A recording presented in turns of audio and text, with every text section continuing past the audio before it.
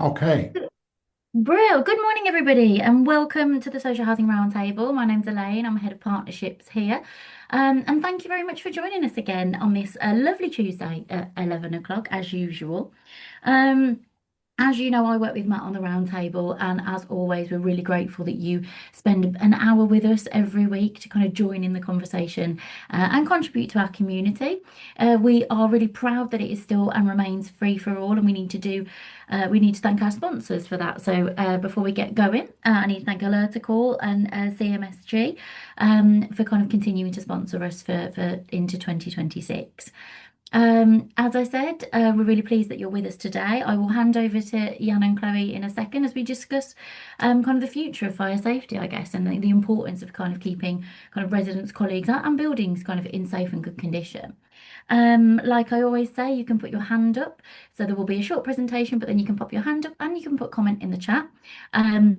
Jan and Chloe have given me permission to kind of chip in and kind of get some of your feedback, so do feel free to do that. There are no questions that are too small or too silly. This is a place where we want you to feel as though you can able to contribute to the conversation. So do, respectfully disagree, challenge, discuss, debate. That's what we're here to do on the round table. So without further ado, I'm going to hand over to Jan and Chloe. I know Chloe's going to share her screen, and hopefully you'll all be able to see that, but give me a nudge if you can't. And so over to you then, guys. I don't know if Jan, if you want to do Okay. Yeah, in fact, why don't I kick off and then Chloe can introduce herself as well? Because what absolutely. we've decided to do is to split this between the pair of us. I'm kind of doing I'd say the statistical bit, and Chloe's going to do the important bit, which is what she at Magna is actually doing with regards to fire safety for individuals. So for people who haven't seen me before, who perhaps aren't linked in with me, if you've got a smartphone, that QR code on the top left-hand corner, if you want to click it, it'll take you straight to my LinkedIn page, and then I'll connect with you later. Because if you have heard from me before, some of what I'm going to say today you'll have heard before, and if I miss anything out when you've heard me speak before, feel free to chip in because I'm happy for anybody to chip in as we go along because I think this is a really important conversation that we need to have. So, for those of you who don't know me, there it is. I'm Vice Chair of the London South East region of the National Social Housing Vice Strategy Group, member of the Institute of Housing, an associate of the Fire Safety, of Institute of Fire Safety Managers, and OHP. By the way, I'm the only person to have that particular set of nominals because I've made it up myself. It stands for Old Housing Person, as I will be the oldest housing person in the room today. I have no doubt. So, from a young person's perspective, if Chloe just wants to introduce herself now, and then we can go on to the second slide. Chloe. Yeah, so my name's Chloe Gallagher. I am the lead building safety manager at Magna Housing. So I look after everything fire safety related, passive, active, and the safety of our customers. I'm an associate of the Institute of Fire Safety Managers. And although it does say BSc Ons, which I do have, that was in police studies, so unrelated to what we're talking about here today.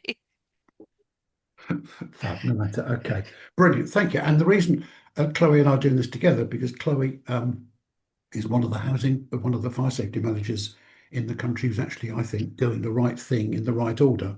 And I pay tribute to her and Magna for doing that. So, first slide, please, if you would.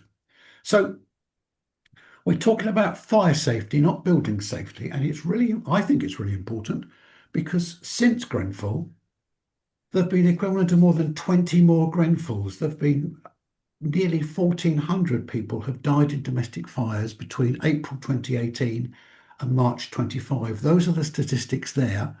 Um, and ironically, since the Lakanal House fire, which took place in 2009, the annual deaths from domestic fires hasn't changed much. It's round about 200 a year. And as you can see, ironically, from 23, 24 to 25, since the Building Safety Act came in, fire deaths have actually gone up. There's just a set of dates because obviously the Building Safety Act was never designed to stop individual fires, but the fact remains that those are the numbers, and I think they're stark, but I don't think there's enough publicity given to that stark number. Next slide, if you would, please, Chloe. And so the figures back to 1981, which shows the decline and explains the comment. Pete Apps's book was called "Show Me the Bodies," and that was based on a comment made by Brian Martin, one of the civil servants at the ministry, where after the Lakanal House coroner reported that building regulations should be changed, his original comment was, well, why do we need to do anything?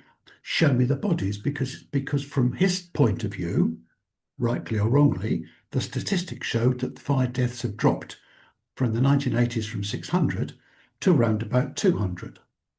Ironically, of course, whilst the discussion was around building regulations, most of the deaths since Lakanal, with the exception of Grenfell, and you can see the peak there, most of the deaths since Lakanal have nothing to do with building regulations. It's all to do what's happening behind the front door, which is where the person-centered stuff it comes and why it's so important.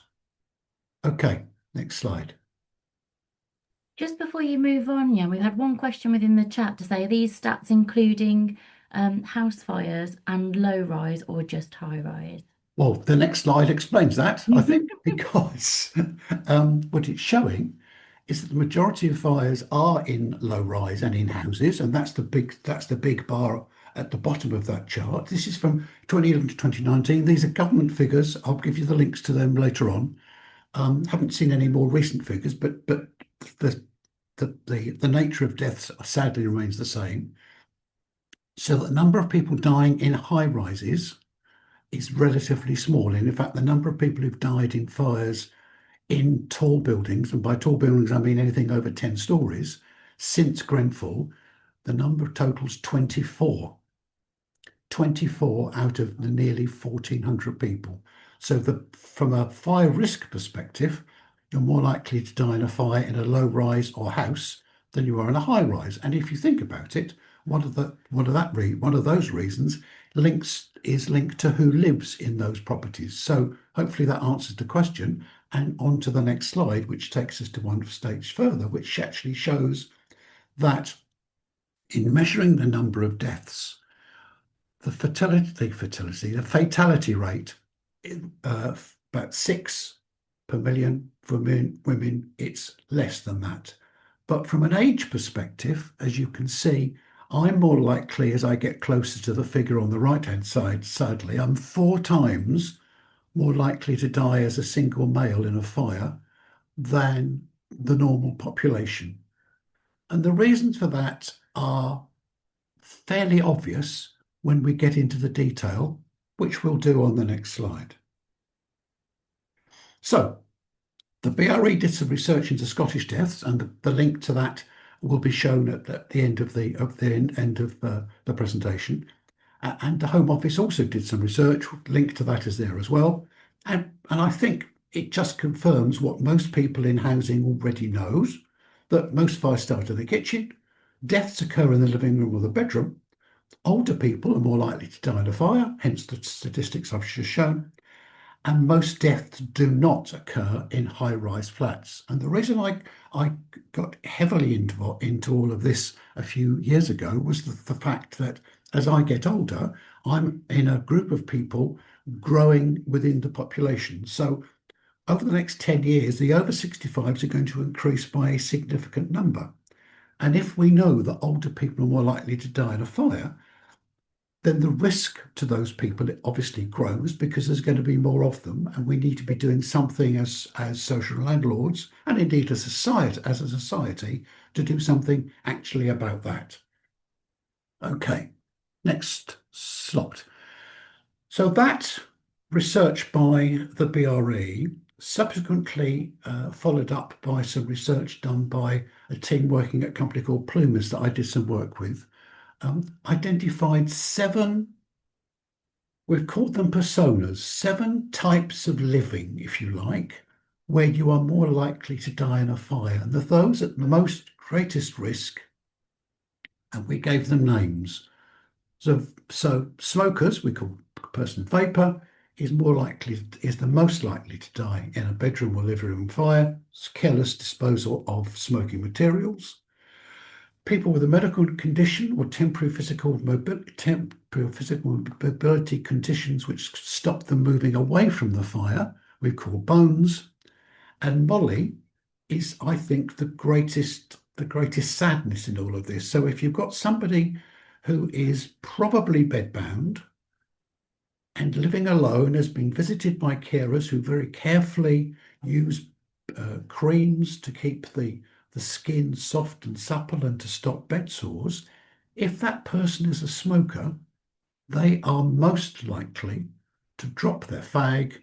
And because the creams that are being used are petrol-based, paraffin-based, they soak into the clothing and the dressings and leaving the bed as a flammable, in a flammable condition. And those are the three greatest risks. And whilst that slides up, I'll just say that there was a fire, or the Essex Fire Brigade, Essex Fire and Rescue Service, just before Christmas issued a press release where they were most concerned that the vast majority of their fire deaths were people over 65. They made it a specific case that people over 65 were the most likely to die in a fire. So those are the three greatest risks. The next ones, of course, are also important. So we've said buying electrical kits that isn't regulated. Somebody who enjoys cooking but doesn't always keep their eye on the stove. And something I just say to people, I'm now living on my own. My wife died 3 years ago. I'm now living on my own, and I like cooking. So what I tend to do, I've got an Alexa in the kitchen. So what I normally do when I start cooking, I set timers to remind me that the cooking is on in case I do move away from the kitchen, to remind me that I've still got stuff cooking, because it's so easy to do. Indy lives alone, but maybe showing signs of dementia. And snooze is the one that is in a deep sleep, and nothing will wake them up under any set of circumstances. And whilst I'm on snooze, I'll just say the other issue to bear in mind from a family perspective is that children under 10 if they're sleeping, are very unlikely to hear the noise of a smoke alarm if it goes off. And enormous amount of research has been done on that. So what we've got there is 7 groups of people that, if you as a housing manager, or indeed as a resident of a block, can identify your neighbours or people that you're working with within those groups, it would be logical to do something about reducing the risk of them being killed in a fire. That's the basic stuff. So the whole thing about, can we forecast where fires are going to happen? No, we can't, but we can take into account those most at risk. Okay, next slide then. So that's the background to part of the reason why the government's brought in this really catchy title, the Fire Safety Residential Evacuation Plans England Regulations 2025. So you should already know, if you are a housing manager with blocks that are within scope, with high-rise blocks, you should already be aware of this. But the law comes into effect on the 6th of April.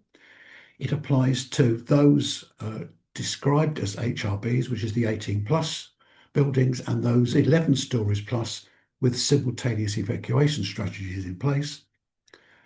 And the process includes a suite of measures which, if you already have those blocks, you should already have put together a resident engagement strategy for those buildings anyway, and you should already be doing this. If you haven't already been doing this, then there's a question about your organisation and what you should be doing. And this is a set of headlines about what the plans involve. Essentially, you need to identify those who might require a PEEP. The person-centred risk assessment is a posh way of saying there's a conversation between the resident, between the resident, the responsible person and the resident, but only if the resident agrees to one. They need to understand what the risks are and what is involved in getting out of the building in the event of a fire. And of course, the point is, if to get out of the building in the first place, they need to be able to get out of their property. They need to get out of their flat, which is why the discussion needs to be, how can you get out of the flat safely and what can we do about it? Then the landlord needs to produce an evacuation statement, which the resident should be aware of and what they would do in the event of a fire. That information should be made available to the Fire and Rescue Authority. Big debate between various fire and rescue services whether they want this information electronically or whether it should be put in the information box at the bottom of the building. Whatever is done, however, it must be done with the express permission of the resident involved. And then there's a requirement, obviously, to review that on a regular basis. And just a reminder at this point that you should already be giving residents information annually about fire safety in their building. It's part of the Fire Safety Regulations 2022 that you're giving information to residents on a regular basis. And that's part of the entire process. I can see some questions coming up, but I can't, because of my eyesight, I can't actually read them. So, Elaine, do you want to come in? Yeah, of course. Yeah, so a couple of questions have come in. Bob saying that he notices that we've not talked about people who are hard of hearing, who normally sleep perhaps without their hearing aids. Is that obviously that feels like another risk, perhaps not mentioned, but anything you'd want to comment on that? Yeah. I'm happy to comment. Yes, that whole issue about being able to hear is relevant. Being able to hear and see is both relevant, but given that I'm suffering from both those conditions at the minute. And as part of that discussion under the PEEP discussion, then that should be clarified with the resident. It may well be that the landlord is able to provide particular types of alarms to assist that person in their own property, and that's all the big smoke alarm companies have got various bits of kit, and it may be that Chloe can add to that when she's talking as well. The next one might be for Chloe as well, and maybe Chloe will cover this. But what if the resident refuses access, or doesn't allow them to complete necessarily a risk assessment? I think you might touch upon it later, but no, I'm happy to touch upon it now because there was actually a case of a tenant who I think it was Sheffield. They were putting in sprinklers into the building. And the tenant specifically refused the landlord for putting the sprinklers into the building. He was a smoker. He subsequently died in a fire in his own property. And the coroner's view that was that in the end it's down to the resident, but it's about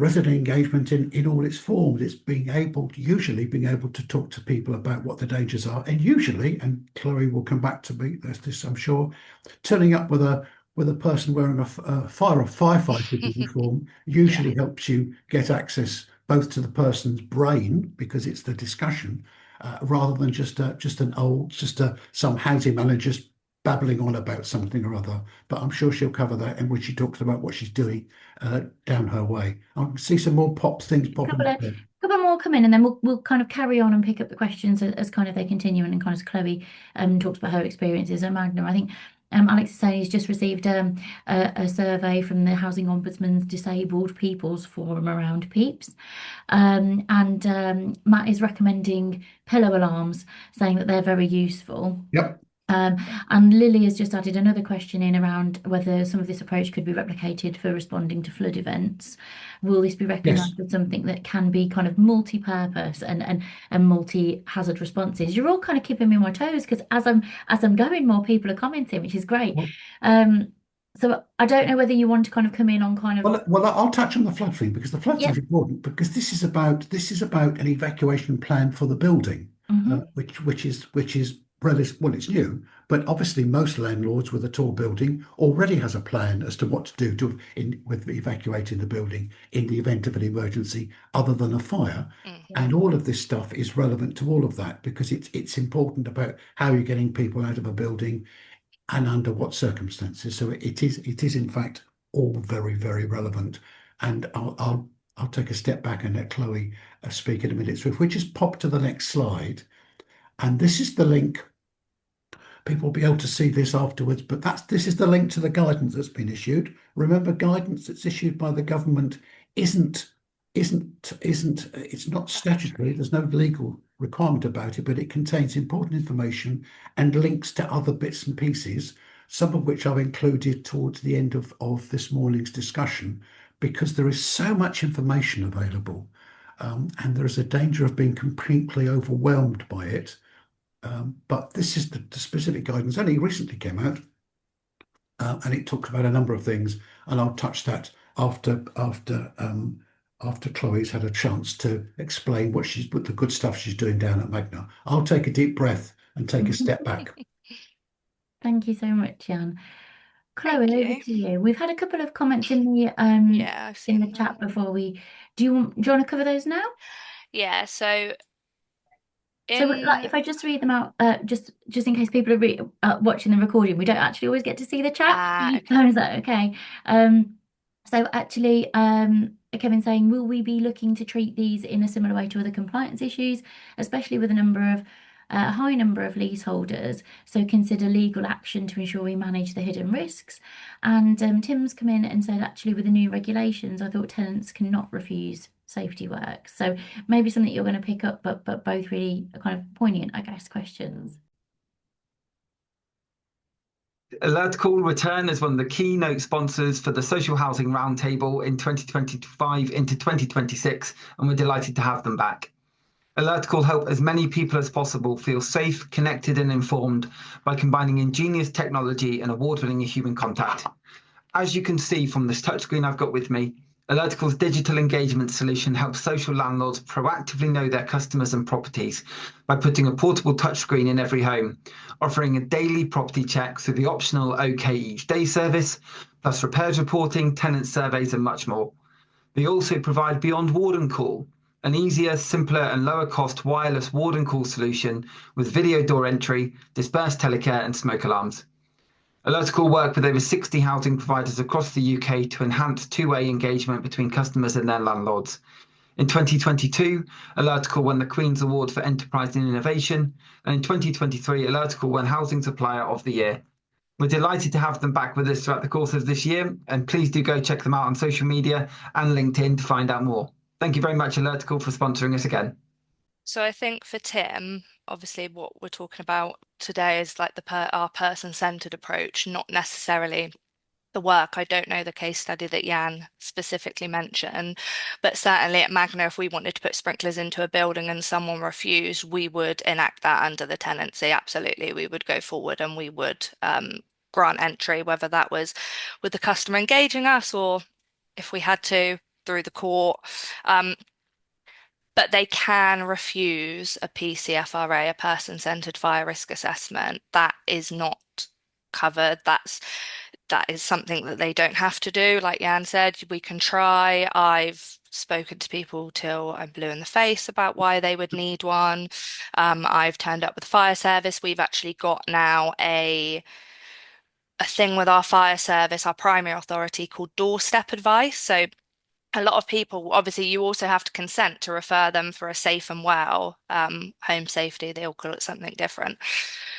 And a lot of people say, oh, I don't need that. I don't need to waste fire services time. So weren't consenting. So we couldn't send the referral on. But what our primary authority have now done is they've done a thing called doorstep advice, where they will go with the housing manager to the door with consent, without consent, and they will knock to see if they are let in. If they're not, they will talk to the occupant, if they'll listen, about the primary concerns on the doorstep. If there is a product to give, such as fireproof bedding, if they're a smoker in bed, or a fireproof throw, metal ashtray, they would have had all this information from the housing manager anyway.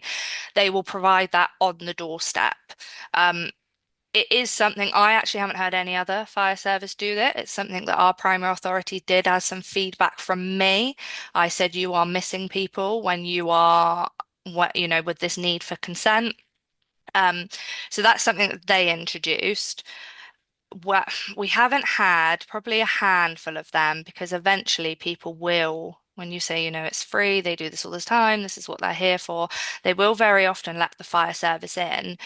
If they don't let the fire service in and they're not accepting a person-centered fire risk assessment, but we know there is a risk in the home, hoarding, being a big one, unsafe electrics, all of that, combustible items in the property, explosive items in the property, gas canisters, etc., all of that will be dealt with through tenancy enforcement and management. We'll, of course, try and do it with them from the person-centered approach, but we also have a robust process in place to deal with it from a tenancy enforcement, which we always try and avoid. But if people don't engage, our policy is written in a way that it will carry on through the stages with or without engagement. So we can sort of tackle it from that way in answer to Kevin's question. Yeah, thanks, Chloe. Was that Carry on? Yeah. was that all the questions? Yeah, That's cool. all the questions. So I'll keep a monitor on the chat, but if you want to carry on with your presentation, then I'll jump in if anything else pops up. Okie dokie. So I just wanted to chat to you today about what Magna are doing. And I think when I come to these things, I find it really helpful to hear what someone else is doing, but also to hear their journey, because I sometimes think you hear like the polished, finished article and you're like, oh, that sounds really good. I feel really bad. I'm not doing that. But actually, like, people don't just get there overnight. It's not, and we're still not there. I'm not sitting here in front of you today saying that everything's, we've got it all right, we're doing everything correct. But we've certainly come on a big journey since I joined Magna. So when I joined, we were in a position where we didn't have our data. So our sheltered schemes were doing person-centered fire risk assessments anyway because of the specialised housing guidance, but our housing team, so our general needs, weren't doing them. They didn't feel comfortable, they didn't feel supported. Obviously, they'd seen all the news headlines about Grenfell. They really didn't want to put their name to something. They felt they were going to be accountable for saying, if they've said something and then something goes wrong, they didn't want to have their name on that. They didn't really have any training on completing them or actually what their responsibility would be. We also had a lot of information coming in from our primary authority, and I'll be honest, it was going into a bit of an information black hole. People didn't know how to deal with information from the fire service. Fire service safe and well teams didn't know who to contact. Patches change, housing officers, sheltered housing advisors change. They might have been getting some responses, they might not have been getting a response. And it was just a whole wealth of information that I felt wasn't being used, that we really, as a landlord, could have done with collating that information better. We also, someone touched on it earlier, we had no control over where hard of hearing kits were going. So they were going out doing a safe and well. They obviously have no obligation. It is just advice. They don't put anything in writing. They certainly don't tell us as the landlord. They might have put in extra smoke detection, extra hard of hearing kits, all of which are battery operated. We had no idea where they were. So that means that we didn't know when they needed testing, when they came up for renewal. It was just information we just didn't have. We felt that we were being very, very reactive in our approach. And on our sheltered schemes, we didn't have any property information boxes. So you'll notice from what I'm talking about today, whilst Jan's talked on the evacuation plans, I agree with Jan. I'm a firm believer. Buildings do not get more dangerous the higher they are. Like, we need to be doing this for everybody. I was just looking at our own statistics before I joined this call. And in the last financial year, I think we had 26 fire incidents, no fatalities, thank goodness, 26 fire incidents. And it correlates with what Jan found. They were elderly, most of them in sheltered or elderly, some elderly in general needs. Most of it was subcategorized as carelessness, whether that's forgetting something, just being careless. And they were all kitchen and or electrical. So everything that we know are our biggest risks, that every at the end of every financial year, so when we get to March, I will do it again for the financial year we're just in for our incidents.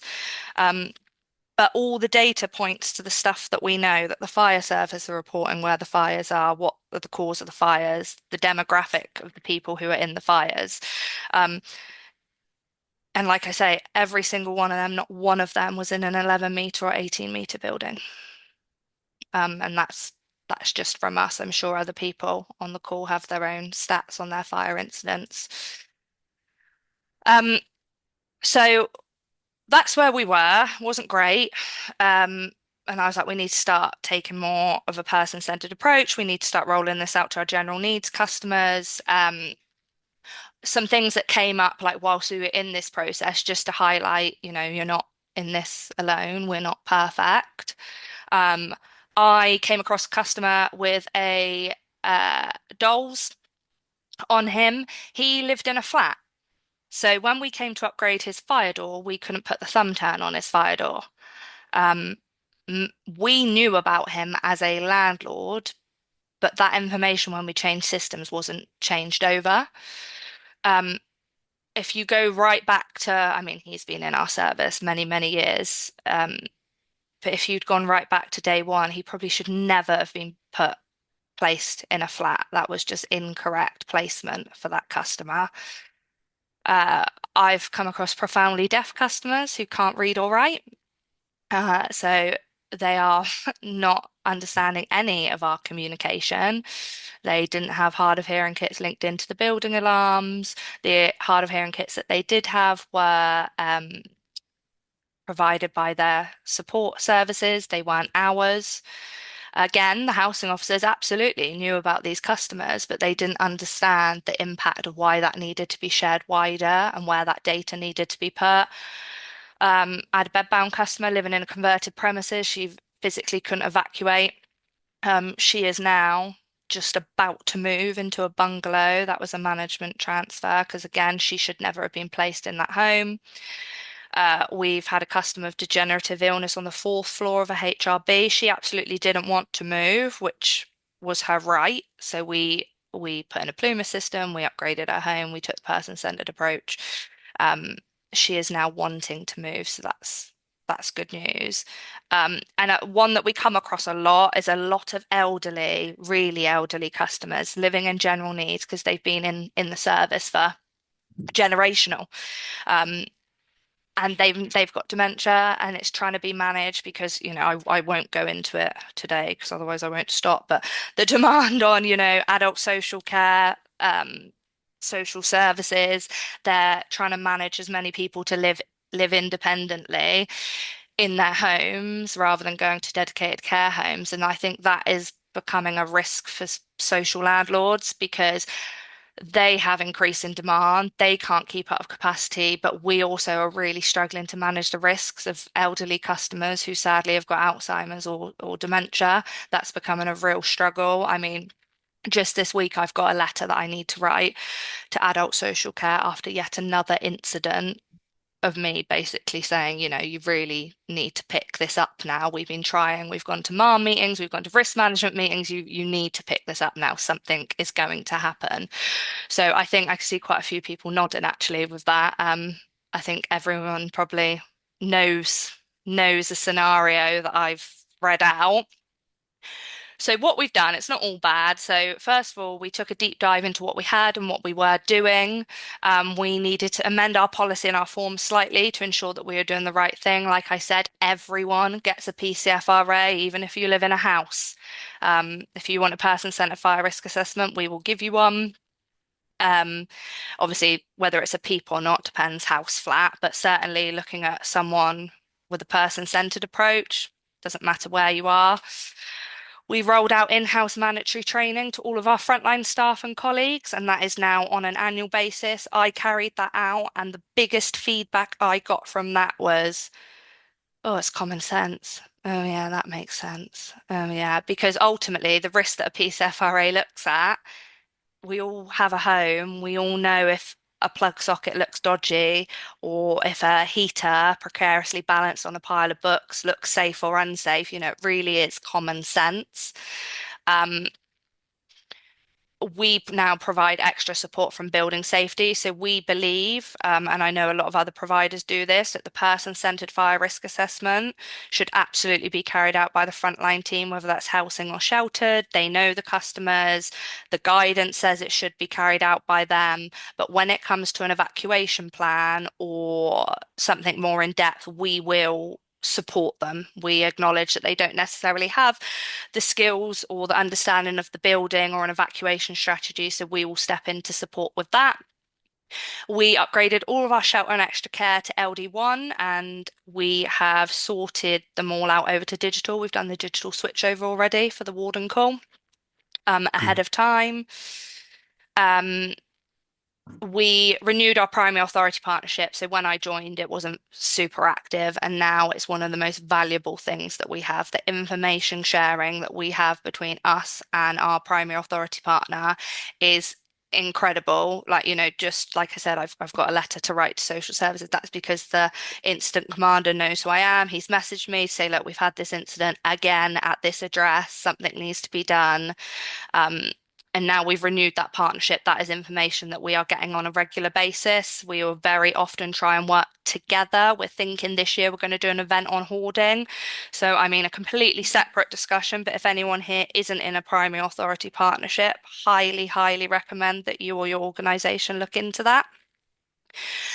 We took the decision to take back ownership of all of the hard of hearing kits and smoke detection upgrades. So we told both of our fire authorities, we sit across two, that they were no longer permitted to fit smoke detection or hard of hearing kits in our homes.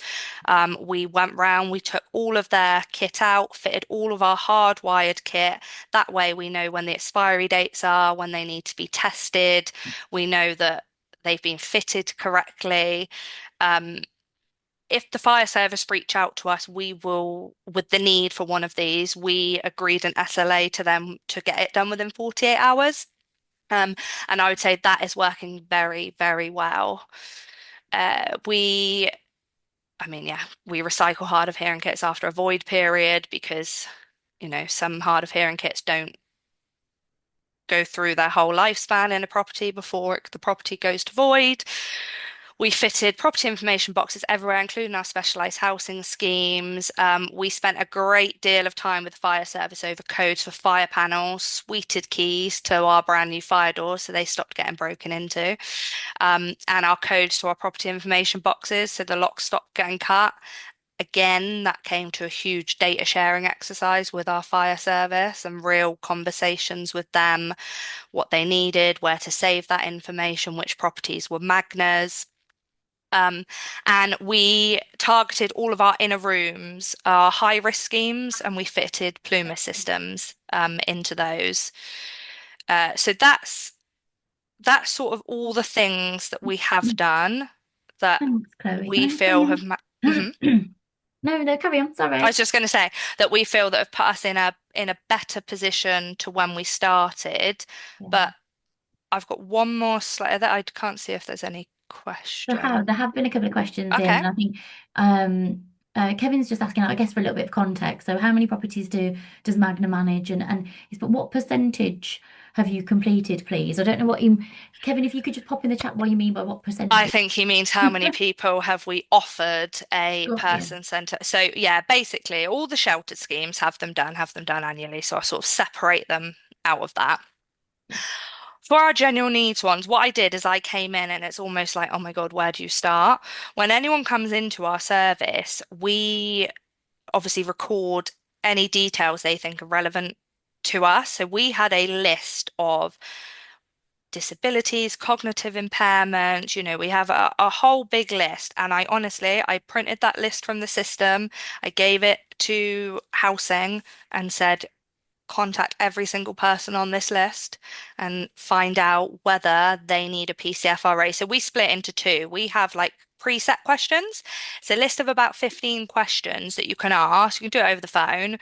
And if they answer yes to questions sort of like 4 to 15, they automatically need an in-depth person fire risk assessment. So we did that to try and, I guess, save time, when we're going through huge, huge amounts of data. I don't know the percentage. I actually last week asked the housing managers where they're at with it.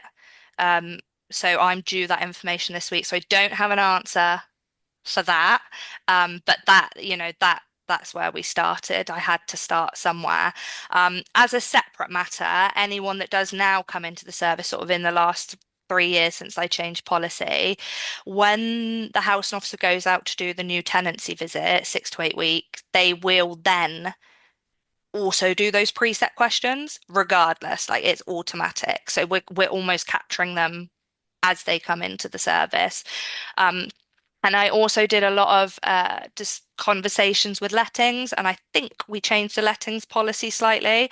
So if anyone is identified as bedbound or in a wheelchair or severe disability, and they are being put forward to go in a flat or anything above the ground floor, lettings will contact me and say, what are your thoughts on this? Obviously, we have to be careful. We can't just be like, no, no, we are in a housing crisis, but certainly just that more of a joined up approach in the business of people thinking is the first floor flat with someone who is reliant on a wheelchair, the best thing, lifts break.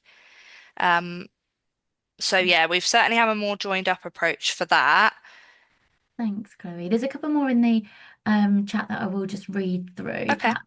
Says other slides being shared after, but we don't always share the slides. We do have a recording of this, which is on YouTube and other kind of podcast outlets. But if you do want the slides, if you could just email the Social Housing Roundtable at outlook.com, and I'm sure I'll be able to send them to you at request if we can share your email address. Matt says data sharing is really key with partners such as FRS. It's very similar to the OPSS, now working more with a fire service. So good work, Magna. And I think you've touched upon kind of not only kind of multi-agency approach, but actually kind of multi-team and multi-department approaches to this as well, which I think is really important. And I will come back on that. Emma's saying the risk of a fire are increasing with financial hardship as well. Yes. I think, we hear that quite a lot, actually how the kind of challenges kind of amplify where people are struggling. She said when people will start to take more risks to save money. I know of a family with capped gas due to debt, the children were using hair dryers in bed to get warm, and it's so much bigger than the risk of previously looking at kind of gas heaters or cooking and charging equipment. Yeah. I think that goes back to your point on kind of common sense. You wouldn't think necessarily that that's something you should do, but actually if you're cold and your kids are cold, it does feel like perhaps a quick fix or actually not, you might not really think about kind of the safety element. Lily said, would it be possible to hear more about what you did with the fire service or doorstep advice? I don't know if we've got time. We've got 15 minutes left, and I really want you to get through your last slide, so if we've got time we can come back to that.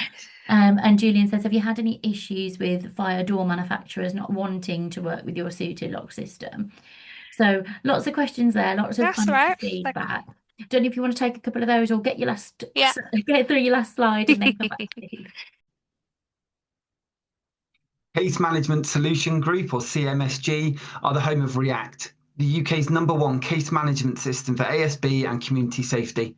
We are delighted to have them as one of our key sponsors for Social Housing Roundtable 2025 into 2026. And with the ASB app now fully integrated to the platform, it allows residents to record, monitor and report issues directly to their case office in live time. What's not to love? CMSG are bringing simplicity back to case management, and I cannot recommend them enough and thank them for all of their support through this period and through the rest of the year. Thank you, CMSG, and do please go check them out on social media and on LinkedIn. Thank you.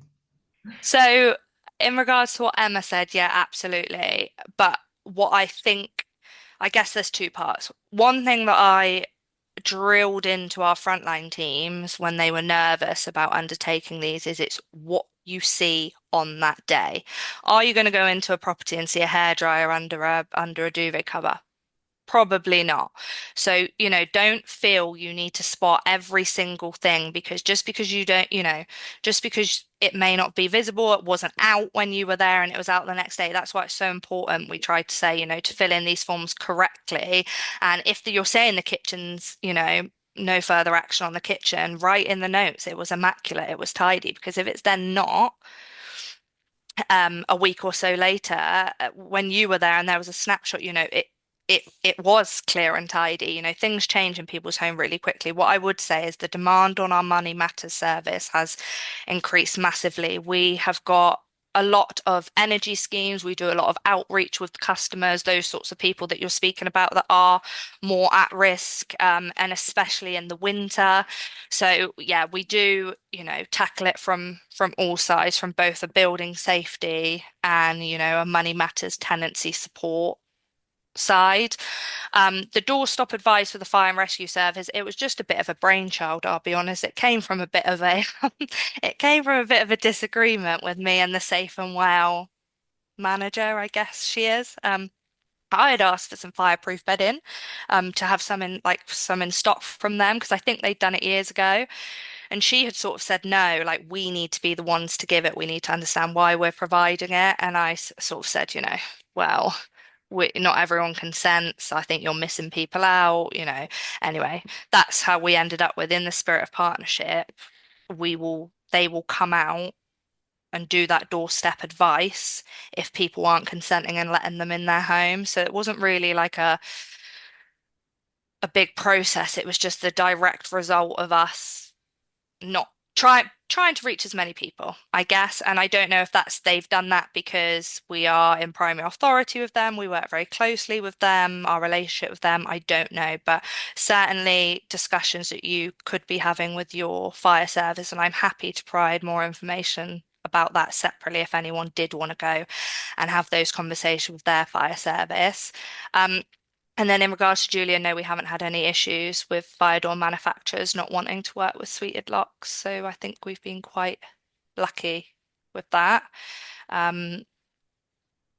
So my very last slide, I guess these are sort of my own personal views, and hopefully they ring true to, some of you. Touched on it at the start, the EVAT plans, yeah, brilliant. We've waited a very, very long time for these. Responsible landlords got ahead and was doing it anyway because we couldn't wait for the government to come and put an R in front of the word PEEP. But I think it's done a fantastic job of telling what's in our gift to do, but it still completely fails to provide an answer because there isn't an answer. On how to evacuate without reliance on our fire rescue service. I don't know if any of you on this call remember they came out and said, was it a year, 2 years ago, don't rely on the fire and rescue service in your EVAT plans. And people with unmanned buildings are going, well, they are going to rescue someone if there's a fire, aren't they? They are like, so what's the alternative?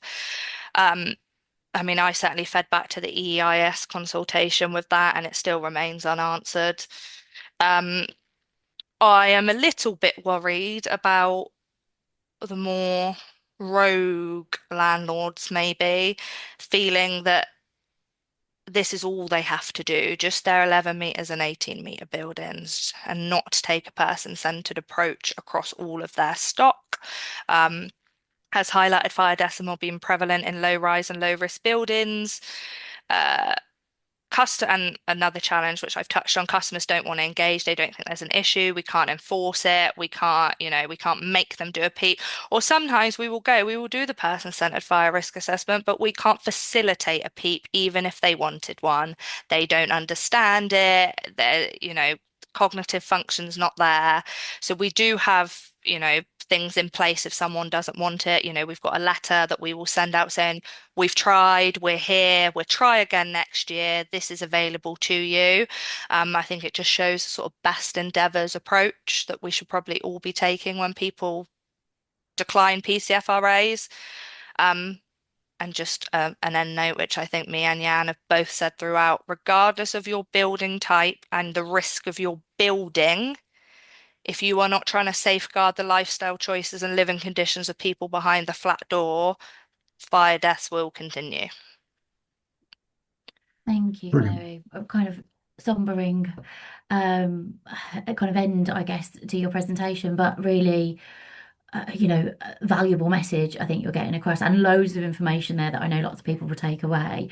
I've had a couple of comments just in the chat to pick up. If anyone does want to come in, pop your hand up, ask a question, find out a little bit more. We've got about 10 minutes left. I will just pick up from Mark, I guess. He's had this with shorter buildings, and the landlords have had a stay put policy in place, regardless of the state of the building, the risk. And that's, I think, we did hear that a lot. I think certainly I've been in the sector 20 years, and when you first started, it was stay put. I think Yeah. things have changed. The people are thanking you as well, saying it is very informative. Jan, I don't know if you want to kind of provide a summary. No one's got any Just to questions. remind people about stay put. There was a death, a coroner's report issued where somebody died because they didn't stay put, and Stoke Council were criticised Yeah. by the coroner for not their just doing the correct engagement. information. So this issue about stay put, it has to relate to the building, and it has to relate to the building construction. But stay put as a basic concept is the correct one. And if I can just kind of move on then, because this links into, there's a couple of more slides I just want to share, and then obviously more questions as we go along.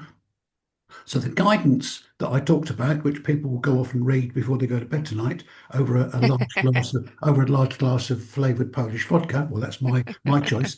The important bit actually says the government is going to introduce now legislation that says that if you've done a mitigation assessment for somebody living in a property, they're going to introduce a law, or they're going to amend probably the RRO, that says if you've identified mitigations required, you will have to install that mitigation as part of your responsibility as a landlord. And I think that's really important and is a step forward. But as Chloe says, it only applies to the tall buildings, where I know 24 is too many. We've only had 24 deaths in the last 8 years out of the 1,400, but it's a step forward. The other issue, just to mention before we go to the next slide, is leaseholders were mentioned earlier on. Remember that if you have a leaseholder in a building, the leaseholder is the responsible person for the property that they own.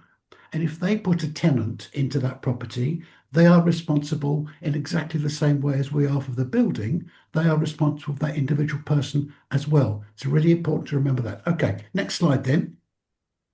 It's not just old people like me who are going to die in fires. E-bikes and scooters, you'll be aware of them. You'll have policies to deal with them, hopefully.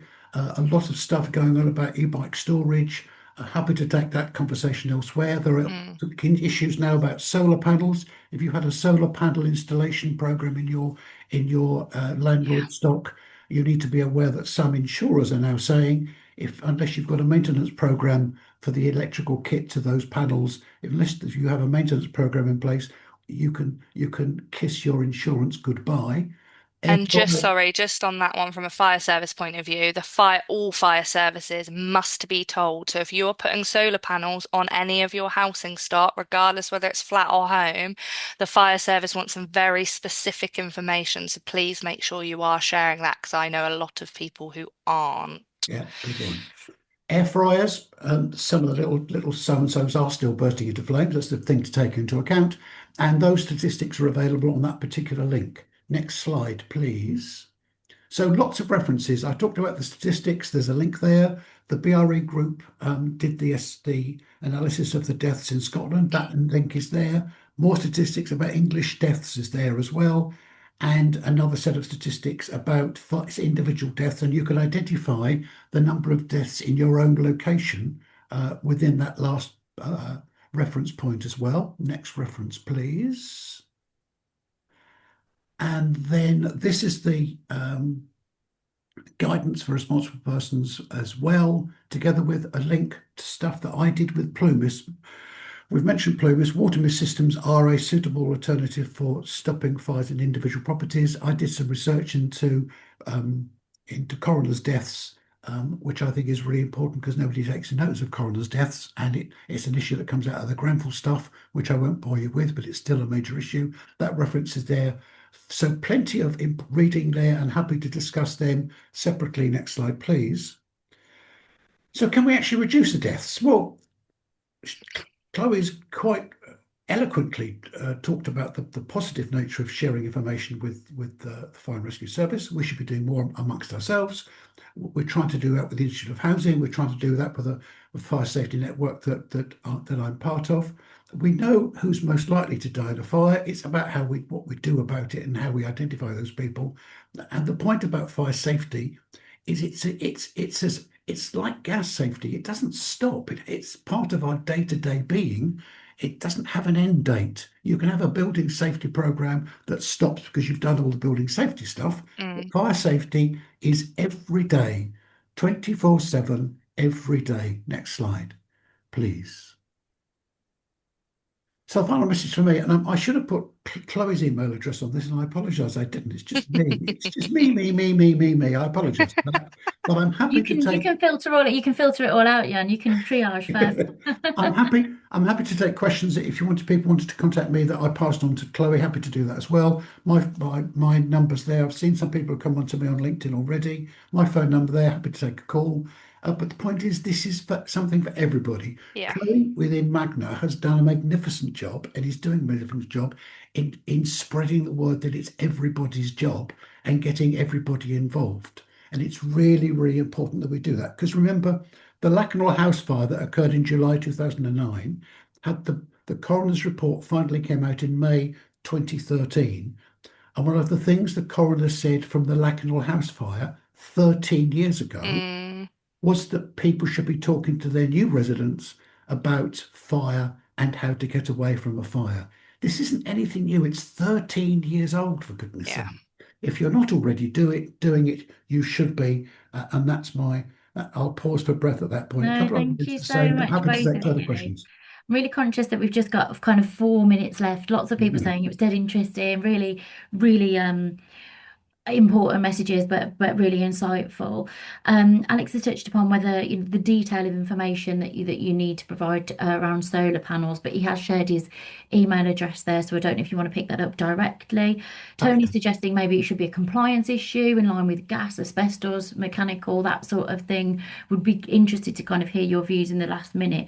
I guess just thinking about kind of how we wrap this up, and if there is a call to action, we get lots of different people from lots of different backgrounds join us on the round table, and that's what makes us kind of really special, I think. So, we've got residents, we've got suppliers, we've got people from landlords who work in fire safety, but we've also got people who work across landlords in different functions, just keen to hear something else. And, what you said, Jan, is it's everybody's job. And I guess that's a responsibility from the resident, the landlord, the supplier, the different teams within the landlords. Chloe, Jan, if you've got 3 minutes for your kind of call to action, Chloe has shared her emails there for you as well. But what would you say to people? What can they do? How can we kind of reduce the amount of people dying in fires? Let me very quickly say, and then I'll hand it over to Chloe because she's the expert at actually doing the job at the minute. Currently, the government has got no way of measuring where deaths are actually occurring. So we've got, of the 200 people who die each year, we actually don't know where they're dying.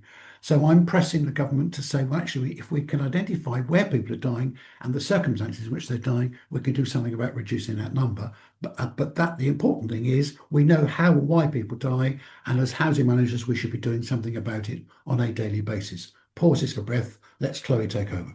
Thank you, Chloe. I think, like we just need to. I know we're talking about building safety and fire safety. It starts with housing. We need to know our customers. We need to know who's coming into our service. We need to know who's been in our service. We need to know who has succeeded, done tenancy successions, how long they've been. Like I said, we've got general needs customers who have been in there all their life, and now that home is completely unsuitable for them. But I think historically, as long as their gas checks are being done every year and their electrical checks are being done every 5 years and they're paying their rent, that they sort of on paper a really, really good customer. There's no, we don't go in perhaps and look at those customers and see what their changing needs have evolved to over their tenancy. I think also we're very good at, obviously, we have our fire risk assessments done. We are all bound by the fire safety order. All of our everything we report to the regulator is all based around that.